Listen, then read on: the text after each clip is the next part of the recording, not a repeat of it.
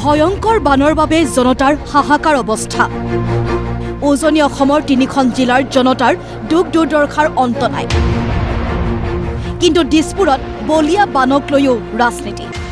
বৃহস্পতিবাৰে বিধানসভাত সভা স্থগিত প্ৰস্তাৱ উপস্থাপন কৰাৰ পিছত কংগ্ৰেছৰ পৰা সঁহাৰি নোপোৱাৰ গুৰুতৰ অভিযোগ তুলিছিল ৰাইজ দলৰ বিধায়ক অখিল গগৈয়ে। লিডাৰ অফ দ্য অপজিশ্যনক নিজে গৈ কৈ থৈ আহিছিলোগৈ, আব্দুৰ ৰহিৰ ৰহমানকো কৈ আহিছিলোঁ হাতযোৰ কৰি যে আপোনালোকে মোক এই ক্ষেত্ৰত সহায় কৰিব। কোনেও মোক সহায় নকৰিলে। অখিল গগৈয়ে বিধানসভাৰ বাহিৰত মিথ্যাচাৰৰ আশ্ৰয় লৈছে। বিধানসভাৰ অধ্যক্ষক এই বিষয়টোৰ দৃষ্টিগোচৰ কৰিলে বিৰোধী দলপতি ৱাজেদ আলী চৌধুৰীয়ে। কিন্তু বাহিৰত কথাটো ওলাইছে ছ'চিয়েল মিডিয়াত যে আমি কংগ্ৰেছে বিৰোধিতা কৰিছে।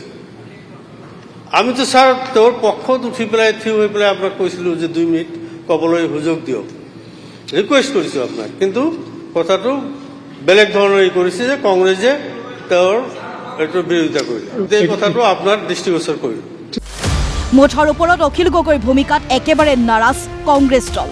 তেওঁ চৰকাৰক কি কয় এইটো বেলেগ কথা, অধ্যক্ষগৰাকীক কি কয় বেলেগ কথা, কিন্তু আমি কংগ্ৰেছ বিধায়িনী দলে আমাৰ দলপতি আমি আৰু মই নিজেও থিয় হৈ অখিল গগৈ ডাঙৰীয়াক উজনিৰ বানপানীৰ বিষয়ে কোৱাৰ সুযোগ দিয়াৰ কাৰণে আমি অনুৰোধ জনোৱাৰ পিছত বাহিৰত আহি আপোনালোকৰ আগত আমাৰ কথাবিলাক অলপ বেলেগ ধৰণে উপস্থাপন কৰিছে। গতিকে মই এইকাৰণেই কৈছোঁ যে এয়া ৰাজনীতিৰ সময় নহয়। ফেচবুকত কালি আমাৰ নেতাৰ বিৰুদ্ধে লিখিছে বিধায়িনী দলৰ। মই যদি শিৱসাগৰ সমষ্টিৰ বিধায়ক হ'লো হয়, মই কালি বিধানসভাত নাহি মই শিৱসাগৰতে থাকিলোঁ হয়।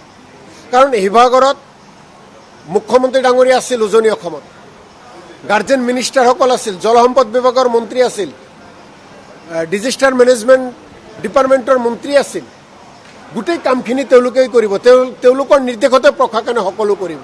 গতিকে সেই সময়ত তাতে থাকি ৰাইজৰ কাষত থাকি গোটেইখিনি তাতে আদায় কৰি ল'ব লাগিছিল, ৰাইজক সুবিধা দিয়াৰ ব্যৱস্থা কৰি দিব লাগিছিল।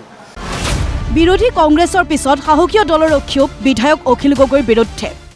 অধ্যক্ষ মহোদয়, অখিল গগৈ ডাঙৰীয়াৰ এই নিৰৱচ্ছিন্ন যিটো তেওঁ ব্যৱহাৰ, এই ব্যৱহাৰে সকলো সন্মানীয় সদস্যৰ সন্মান লাঘৱ কৰাই নহয়, এই পবিত্ৰ সদনৰ সন্মান লাভ কৰিছে।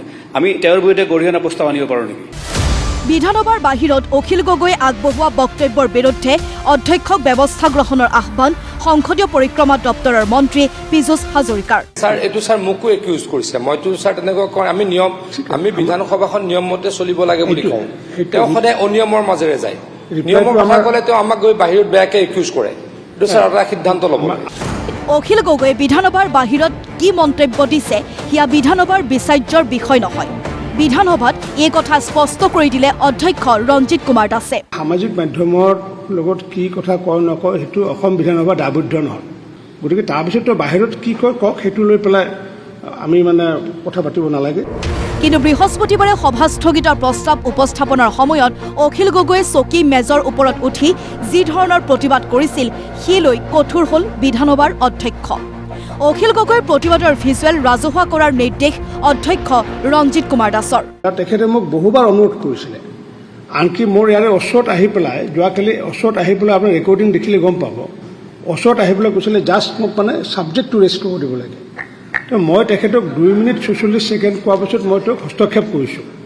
তাৰপিছত তেখেতে ডেস্কত উঠি পেলাই আমাৰ সেইবোৰ ভিডিঅ' দেখুওৱা নাই, ডেস্কত উঠি পেলাই যিটো নেকি আজিলৈ অসম বিধানসভাত 2011 চনৰ পৰা মই বিধায়ক আছিলোঁ, এনেকুৱা বিধায়কটো মই দেখা নাই।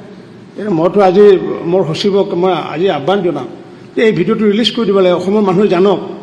কাৰণ আজি ডেস্কত উঠি পেলাই ওপৰত উঠি পেলাই যিটো চিঞৰিছে বা যেনেকুৱা কথা ক'লে অসম বিধানসভাত আমি তেনেকুৱা কোনো কালে আমি দেখা নাই। কাৰণ আপোনালোকেও 11 চনৰ পৰা বিধায়ক হৈছে, তেনেকুৱাকৈ ওপৰত উঠি পেলাই দেখা নাই। অসম বিধানসভাৰ গৰিমা মানুহে বিচাৰি আছে যে ভাল হওক, যে কোনোবা এজনৰ কাৰণে গৰিমা বেয়া হ'ব, সেইটোৰ কাৰণতে আমি কেতিয়াও আমি থমকি নৰওঁ। বৃহস্পতিবাৰে বিধানসভাৰ বাহিৰত বিধানসভাৰ অধ্যক্ষৰ ভূমিকাকো সমালোচনা কৰিছিল অখিল গগৈয়ে। বৃহস্পতিবাৰে বিধানসভাৰ মজিয়াত দৰাচলতে কি হৈছিল? শুকুৰবাৰে বিধানসভাৰ মজিয়াত অধ্যক্ষ ৰঞ্জিত কুমাৰ দাসৰ ঘোষণা। পৰহি আপোনালোকৰ অনাস্থা আমি সভাস্থগিত আনিছিলে। মই আপোনালোকক মই কৈছোঁ যে বাজেটৰ কথা আছে, কাৰণ কিয় বাজেটখন কাইলৈ ইয়াতে পাৰিত কৰাৰ পিছত মই আকৌ আবেলি 5:30 বজাত মই আকৌ চহী কৰি গভৰ্ণমেণ্টলৈ পঠাইছোঁ। কাৰণ যি সময়ত আজি বানপানীৰ কাৰণে মানুহে 3খন জিলা তাতে ককবকাই আছে, আমি যদি বাজেটখন যদি পাৰিত নহয় তেতিয়াহ'লে আমিতো টকা পইচা দিব নোৱাৰিম। গতিকে আমি বাজেট পাই থোৱাৰ পিছত চৰকাৰলৈ পঠাইছোঁ, চৰকাৰে গভৰ্ণৰ তাত পঠাব। গতিকে আমি সেইকাৰণে আপোনালোককো অনুমতি দিয়া নাছিলোঁ, তেখেতকো দিয়া নাছিলোঁ। তথাপি তেখেতে শিৱসাগৰ বিধায়ক কাৰণে তেখেতে মোক কৈছিলে মোক জাষ্ট ৰেষ্ট কৰিব দিব, আৰু তেওঁৰ আগদিনাখন কাৰ্যালয়ত গৈ কৈছে জাষ্ট ৰেষ্ট কৰিব দিব লাগে। তাৰপিছত তেখেতক ৰেষ্ট কৰাৰ সুযোগ এটা মই দিছিলোঁ। ব্যুৰো ৰিপৰ্ট, প্ৰতিদিন টাইম।